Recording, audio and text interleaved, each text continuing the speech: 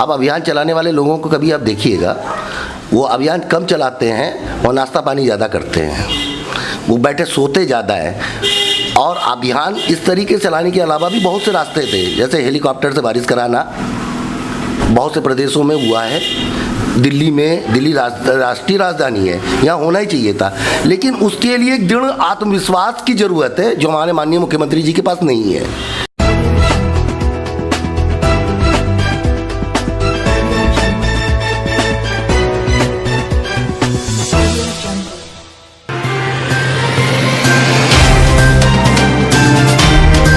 नमस्कार, आप देख रहे हैं जनमत की पुकार न्यूज।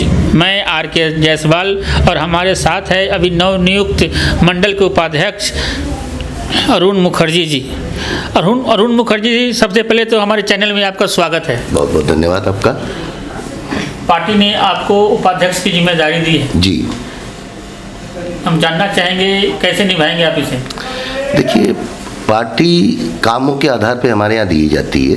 सबसे पहली बात ये है कि हम लोग अनुशासित संगठन से जुड़े हुए हैं।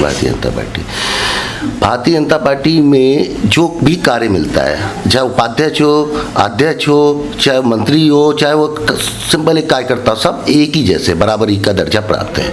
ये हमारी पार्टी है जहाँ पे चाय वाला प्रधानमंत्री बन सकता है, तो मैं उसी पार्टी में मुझे उपाध्यक्ष का दायित्व दिया गया है, इसके लिए मैं आभारी हूँ। और हम सब तो कार्यकर्ता ही हैं, बेसिक हम कार्यकर्ता हैं, और दायित्व तो मिलता रहता है, चलता जाता रहता है, इससे कोई बात नहीं। सबसे पहले मैं हमारे दर्शक जानना चाहेंगे कि आपकी राजनीति में शुरुआत कैसे हुई, कहाँ से हुई आपकी शुरुआत? जी, मैं कानपुर विश्वविद्यालय छात्र संघ का उपाध्यक्ष रहा हूँ। अरुण मुखर्जी, पहला बंगाली मैं था जो कानपुर विश्वविद्यालय छात्र संघ का चुनाव जीता था मैंने विद्यार्थी परिषद की तरफ से। मैं 1987 से, जब 7 वर्ष की उम्र थी मेरी, तब मैं राष्ट्रीय स्वयंसेवक संघ का स्वयंसेवक था, स्वयंसेवक। और वहाँ से शाखा में OTC first year, OTC second year किया हुआ है। कानपुर विश्वविद्यालय की छात्र विद्यार्थी परिषद में रहा हूँ, प्रदेश सह मंत्री का दायित्व रहा है, अखबारों और मीडिया चैनलों में मैंने जॉब किया हुआ है। सन 2012 के बाद से मैंने किया है। स्वदेशी जागरण मंच का मैं काम करता हूँ, स्वदेशी तो हमारे यहाँ कोई पार्टी का दायित्व तो नहीं है, बस काम करना होता है। हम लोग काम कर रहे हैं और काम करते चले जाते हैं। जब ये कोरोना संकट के दौरान जब लॉकडाउन हुआ तो आपने कैसे लोगों की सेवा की, लोगों की आपने मदद वगैरह किया आपने कुछ? देखिए, आप पूरे क्षेत्र में देखिए, हमने कोशिश की है कि लोगों को सही मायने में अनाज जा पाए।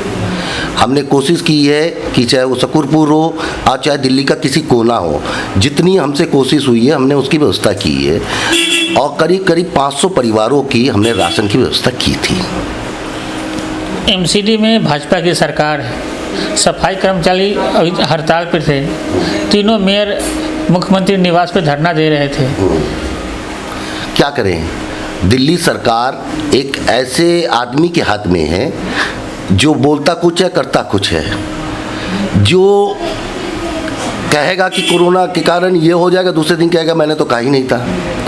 जो कहेगा कि सारा काम तो भाजपा ने ही किया है, उन्होंने तो कुछ किया ही नहीं, तो उनको दिल्ली में प्रदेश सरकार चलाने की आवश्यकता ही क्या है? वो घर बैठे।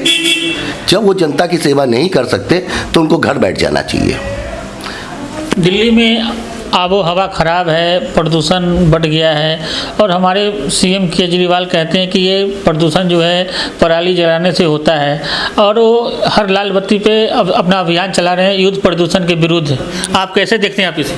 अब अभियान चलाने वाले लोगों को कभी आप देखिएगा, वो अभियान कम चलाते हैं और नाश्ता पानी ज़्यादा करते हैं, वो बैठे सोते ज़्यादा हैं। और अभियान इस तरीके से चलाने के अलावा भी बहुत से रास्ते थे, जैसे हेलीकॉप्टर से बारिश कराना बहुत से प्रदेशों में हुआ है। दिल्ली में, दिल्ली राष्ट्रीय राजधानी है, यहाँ होना ही चाहिए था, लेकिन उसके लिए एक दृढ़ आत्मविश्वास की ज़रूरत है जो हमारे माननीय मुख्यमंत्री जी के पास नहीं है। और इस कारण से इस प्रदेश का दुर्भाग्य है, पॉल्यूशन के कंट्रोल नहीं हो पाता है। उनके पास सिर्फ एक ही काम है कि दंगाइयों के पास जाके सर्टिफिकेट बांट देना कि लो भाई 1 करोड़ रुपए ले लो तुम्हारे हमारा, और जो बेचारे ओरिजिनल में जा रहे हैं उनके पूछने ना जाना। ये बड़ा ही दुर्भाग्यपूर्ण बात है जो माननीय अरविंद केजरीवाल जी को सोचना चाहिए कि वो प्रदेश के नेता है, किसी एक वर्ग विशेष के नेता नहीं है, सबके नेता है वो। कृषि बिल को लेकर विपक्ष लगातार हमला कर रहा है, कह रहा है ये काला कानून है। उन्होंने कल परसों रामपुरा में भी धरना दिया एसडीएम कार्यालय पर, क्या कहेंगे आप? देखिए, जो तो धरना देने वाले थे उन्होंने कभी किसानी की नहीं, वो खेती की नहीं। कृषि बिल को यदि आप सही से पढ़ेंगे तो आपको मालूम हो जाएगा कि कृषि बिल बना ही क्यों है। आप इतने दिन तक शोषण कर रहे थे किसानों के साथ, वो शोषण आप कर नहीं पाएंगे। बिचौलिए दाम पे जो हमको यहाँ 70 रुपए का मिल रहा था, वहाँ बेचारे से 5 रुपए किसान से लिया जाता था और यहाँ हमको 70 रुपए में बेचा जाता था, क्योंकि बिचौलियों का गेम था। अब बिचौलिए अपना कार्य नहीं कर पा रहे तो नेता के रूप में सामने आके विरोध कर रहे हैं, यही विपक्ष का काम है। बिहार में विधानसभा चुनाव है, इसमें एनडीए की क्या भूमिका रहेगी? क्या सरकार बन पाएगी? कैसे देखते हैं आप इसे? वहाँ से खबर तो सही नहीं आ रही। देखिए, भारतीय जनता पार्टी की जहाँ तक बात है, भारतीय जनता पार्टी की वहाँ सरकार बनेगी, क्योंकि भारतीय जनता पार्टी ने अपने स्तर पे बूथ लेवल से लेकर निचले लेवल तक के, उससे भी नीचे लेवल तक के लोगों पे हम लोग काम करते हैं। हमें मालूम है वहाँ से जनता हमें वोट देगी।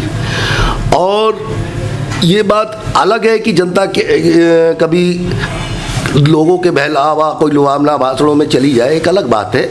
लेकिन मुझे नहीं लगता कि बिहार की जनता जहाँ इतने आईएएस पैदा करती है वो इनके लुभावने भाषण में आएगी और भारतीय जनता पार्टी वोट नहीं देगी, मुझे नहीं लगता है। तो ये देख रहे थे जनमत की पुकार न्यूज। हमारे साथ बात कर रहे थे भाजपा के नेता अरुण मुखर्जी जी। हम मिलते हैं किसी और शख्सियत के साथ। नमस्कार।